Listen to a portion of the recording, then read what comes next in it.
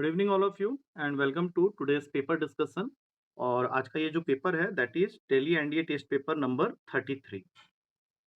तो सबसे पहला क्वेश्चन जो आज के पेपर का था वो था कि अगर cos x is equals to 3 cos y है तो फिर वैल्यू बताओ कि 2 tan of y minus X whole divided by 2 की वैल्यू क्या होगी। और इसके ऑप्शंस जो अवेलेबल थे वो हैं cot y minus X whole divided by 2। Second option was cot x plus Y whole divided by 4। तीसरा ऑप्शन था cot y minus X whole divided by 4 या फिर cot x plus Y whole divided by 2। तो जब हम लोग इस question को स्टार्ट करेंगे तो सबसे पहले cos x upon cos y की वैल्यू यहाँ से निकाल लेंगे जो कि आएगा 3/1। और इसके बाद हम लोग को यहाँ पे लगाना है कंपोनेंटो एंड डिविडेंडो। उसके हिसाब से ये नेक्स्ट स्टेप में बन जाएगा cos x upon cos x plus cos y upon cos x minus cos y। और ये 3 प्लस 1 अपॉन 3 माइनस 1। इस प्रॉपर्टी को कंपोनेंटो एंड डिविडेंडो बोलता है and hope you all people know this. तो यहाँ पे फॉर्मूला लग गया 2 cos x plus y by 2 into cos x minus y by 2। और यहाँ पे 2 sine x plus y by 2 into sine y minus X by 2। और ये वैल्यू यहाँ पे आ गया 4/2। अब यहाँ पे हम लोगों ने करना क्या है, 2 से 2 कैंसिल कर देना है। और यहाँ से आएगा हमारे पास में कॉट का x प्लस वाई बाई 2। और ये जो वैल्यू है अगर इसको हम लोग ध्यान से देखें तो यहाँ y माइनस एक्स और हमें क्वेश्चन में y माइनस एक्स की जरूरत है। तो ये वाले को हम लोग उल्टा कर देंगे क्योंकि cos में माइनस का थीटा जो होता है वो cos थीटा होता है। तो यहाँ से मैं लिख सकता हूँ कॉट का y minus X by 2 is equals to 2। अब इस पूरे टर्म को अगर मैं उधर ले जाऊं तो मेरा लेफ्ट हैंड साइड जो रहता है वो cot x plus Y by 2 रहता है और यहाँ पे आ जाता है 2 tan y minus X by 2 जो कि मुझे क्वेश्चन में पूछा गया था। तो इस हिसाब से D option will be the correct answer. अब मूव करेंगे क्वेश्चन नंबर 2 की तरफ। इसमें फर्स्ट लाइन में उसने तुमको बता दिया कि अल्फा बीटा गामा जो है वो एपी में है। इस हिसाब से we can write 2 beta is equals to alpha plus gamma या फिर beta is equals to alpha plus gamma by 2। ये हमारा कंडीशन होता है कोई भी तीन वैल्यूज को एपी में रखने का। अब हम लोग को उसने एक वैल्यू फाइंड आउट करने के लिए बोला है sine alpha minus sign gamma upon cos gamma minus cos alpha. तो फॉर्मूला लगा दो, अपने आप ही क्वेश्चन सॉल्व होते हुए जाएगा। तो साइन ए माइनस साइन बी का formula 2 cos alpha plus gamma by 2 into sine alpha minus gamma by 2। और cos beta minus cos alpha मतलब cos A minus cos B, ये हो जाएगा 2 sine alpha plus gamma by 2 into sign gamma minus alpha by 2, sorry alpha minus gamma by 2।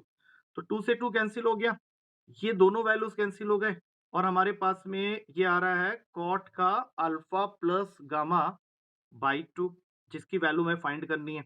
अब यहाँ पे ध्यान से देखो अल्फा प्लस गामा बाई 2 को तो अभी हमने थोड़ी देर पहले बीटा ही माना था क्योंकि एपी का कंडीशन इसमें पुट हो रहा है। तो ये कॉट बीटा के इक्वल हो गया जो कि यहाँ पे अवेलेबल है सी ऑप्शन में।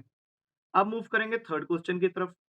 थर्ड क्वेश्चन में हमें दिया हुआ है कि एक ट्रायंगल है एबीसी जिसमें sine A into sine B बराबर है A B by C square और हमें ट्रायंगल का नेचर पूछ रहा है।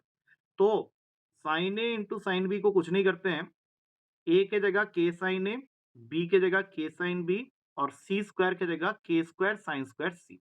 तो इससे के स्क्वायर कट जाएगा, sine A sine B cut जाएगा और तुम प्रूफ कर दोगे कि sine square C equals to 1 है, जहां से साइन सी 1 हो जाएगा और सी 90 डिग्री हो जाएगा, जिससे पता चलता है कि तुम्हारा ट्रायंगल राइट एंगल्ड है जो कि सी ऑप्शन में अवेलेबल था। अब मूव करते हैं फोर्थ क्वेश्चन की तरफ जिसमें फिर से ट्रायंगल में कंडीशन दिया हुआ है कि 2a square b square plus 2b square c square जो है वो बराबर है a to the power of 4 plus b to the power of 4 plus c to the power of 4 के साथ में।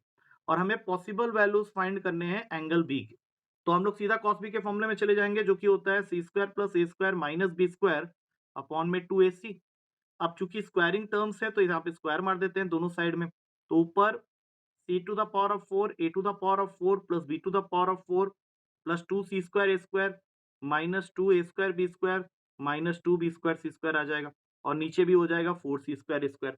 लेकिन क्वेश्चन के कंडीशन के हिसाब से ये पूरी वैल्यू इसके साथ इक्वल है तो ये कैंसिल हो जाएंगे। अब हमारे पास में रह गया cos square b is equals to 2c square A square upon में 4c स्क्वायर ए स्क्वायर। ये दोनों भी कैंसिल, टोटल वैल्यू आ गया 1/2 जहां से cos b की वैल्यू आ जाएगी प्लस माइनस 1/√2। तो ट्रायंगल की बात कर रहे हैं तो प्लस 1/√2 के लिए 45 और -1/√2 के लिए 135, जो कि अवेलेबल था हमारे ए ऑप्शन में। अब चलेंगे next question, height and distance का है, क्वेश्चन नंबर 5। इसमें क्वेश्चन कह रहा है कि एक पोल है जिसका अपर 3/4 इतना मान लेते हैं, और इसको मान लेते हैं 3h/4। ये ग्राउंड में रखे एक पॉइंट पे, जो कि 40 मीटर की दूरी पे है, एक एंगल बना रहा है जिसका टेंजेंट दिया हुआ है 3/5। तो इसको ऐसा कर लो, tan बीटा बना के कर लो 3/5। तो अगर ऊपर वाला पार्ट 3/4 है तो ऑब्वियस सी बात है नीचे वाला पार्ट h/4 होगा, और ये पूरी हाइट को तो हमने h लेट कर ही लिया है, और इस एंगल को हम लोग लेट कर लेते हैं अल्फा। तो हमें ये पूछा है कि what can be the possible height of this pole, और ऑप्शंस में अवेलेबल है 20 मीटर, 40 मीटर, 60 मीटर या फिर 80 मीटर। तो सबसे पहले तो पूरा ट्रायंगल ले लो, tan अल्फा प्लस बीटा, वहां से वो आ जाएगा h/40, और फिर छोटा ट्रायंगल में से tan अल्फा की वैल्यू निकाल लेंगे, जो कि आ जाएगा h/160। तो अब इस फॉर्मूला को अगर मैं ओपन कर दूं, तो लेफ्ट हैंड साइड में आ गया tan alpha plus tan beta upon में 1 minus tan alpha tan beta is equals to h/40। अब tan अल्फा हम लोग निकाल चुके हैं, तो let's put it here, h/160 और tan बीटा की वैल्यू हमें पहले ही गिवन थी 3/5। नीचे में 1 minus 3h/800 is equals to h/40। इसको अगर मैं थोड़ा सा और सॉल्व करता हूं, तो ऊपर नीचे जो एलसीएम मुझे दिख रहा है वो 800 अगर लेके काटूं तो ये हो जाएगा तुम्हारा 5h प्लस 480 अपॉन में 800 minus 3h is equals to h/40। अब इसको सॉल्व कर लो, यहां से h की वैल्यू आ जाएगी 40 metre, that is there in B option. अब मूव करते हैं क्वेश्चन नंबर 6 की तरफ, जिसमें क्वेश्चन सिंपल सी बात कह रहा है कि 3 tan inverse x plus cot inverse x अगर पाई के बराबर है तो x की वैल्यू क्या होगी। ऑप्शन में आंसर्स हैं 0, 1, -1 या फिर 1/2। तो सीधी सी बात है, 3 tan इनवर्स x, कल भी ऐसा एक क्वेश्चन था तो उसको तोड़ के लिख लो, 2 tan inverse x plus tan inverse x plus cot inverse x is equals to pi. तो यहां से लेके यहां तक tan inverse x plus cot inverse x का फॉर्मूला हमें पता है, पाई/2 होता है। तो 2 tan इनवर्स x की वैल्यू हो जाएगी नेक्स्ट स्टेप में पाई/2, क्योंकि पाई माइनस उधर जाके पाई/2 बन जाएगा। तो अगर पाई/2 बन जाएगा वहां जाके, तो हम लोग नेक्स्ट स्टेप में आगे बढ़ने के लिए यहां से tan इनवर्स x की वैल्यू निकाल लेंगे, जो कि आएगा पाई/4। तो यहां से x की वैल्यू आ गई tan का पाई/4। अब tan का जो पाई/4 होता है वो तो 1 के इक्वल होता है, तो x की वैल्यू आ गई 1, जो कि बी ऑप्शन में अवेलेबल है। तो सीधा सीधा हमारा आंसर आ गया। अब चलेंगे क्वेश्चन नंबर 7 की तरफ। क्वेश्चन नंबर 7 में वो तुम्हें दो सर्कल दे रहा है, पहला सर्कल है X square plus Y square is equals to A X, और दूसरा सर्कल है हमारा X square plus Y square is equals to C square. और तुम्हें ये बोल रहा है कि अगर ये दोनों सर्कल एक दूसरे को टच करते हैं, टच करने का मतलब है कुछ ऐसा सिचुएशन। तो हमने ये पढ़ा था कि जब दो सर्कल एक दूसरे को टच करते हैं तो दोनों के बीच के सेंटर का जो डिस्टेंस होता है वो उनके रेडियस के सम के बराबर होता है। तो सीधा सीधा कंडीशन है C1 C2 equals to R plus R.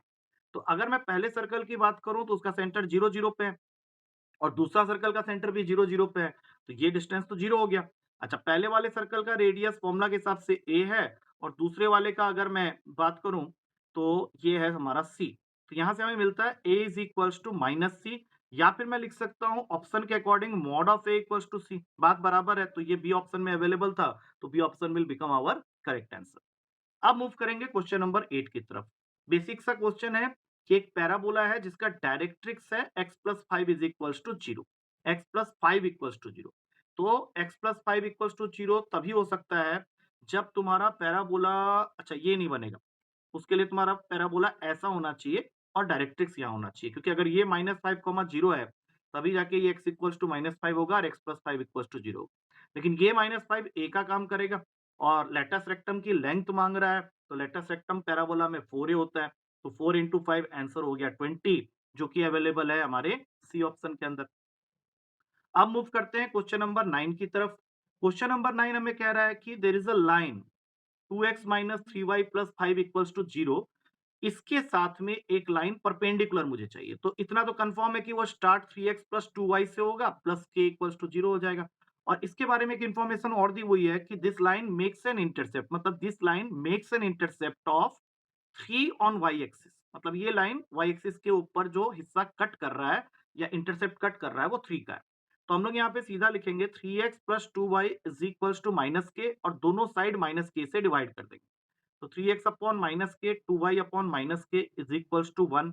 तो यहाँ से x upon minus K by 3 plus Y upon minus K by 2, इसकी वैल्यू मुझे 3 दे रखी है। तो माइनस के बाई 2 को अगर मैं 3 के इक्वल करता हूं तो k की वैल्यू आ जाती है मेरी -6। अब मैं इसको उठा के सीधा मेन इक्वेशन में पुट कर दूंगा, और ये आंसर मुझे अवेलेबल है फर्स्ट ऑप्शन में ही, जहां पे लिखा हुआ है 3x plus 2y minus 6 is equal to 0।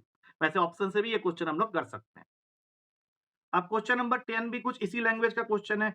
उसने तुमको एक लाइन की इक्वेशन दे रखी है ax plus B Y plus 8 equals to 0, और वो ये बोल रहा है कि इसके जो a और b इंटरसेप्ट्स हैं उसकी जो लेंथ है वो एक दूसरे line 2x minus three Y plus 6 equals to 0 के द्वारा जो इंटरसेप्ट कट हो रहा है उसके लेंथ का इक्वल इन मैग्नीट्यूड है बट अपोजिट इन साइन है। तो ऐसा करते हैं, सेकेंड वाले लाइन का एक्स और वाई इंटरसेप्ट निकालते हैं। उसके लिए हमें -6 से डिवाइड करना पड़ेगा। तो ये बन गया x upon -3 plus Y upon 2 equals to 1।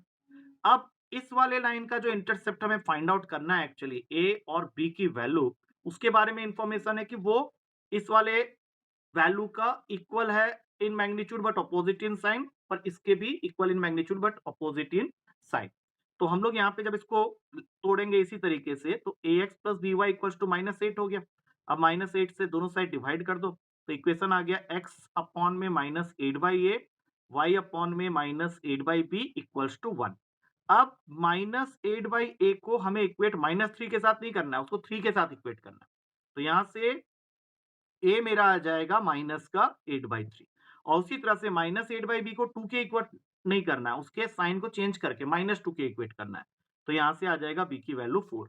मतलब ये ऑप्शन अवेलेबल है डी में, a equals to -8/3 and b equals to 4। So with that we come to the end of this particular doubt discussion. कहीं बीच में मेरे वीडियो गायब हो गई है, लेकिन I hope the content is being delivered to you. So next video में फिर मिलते हैं अगले डाउट पेपर 34 के साथ। So till then, take care and thank you.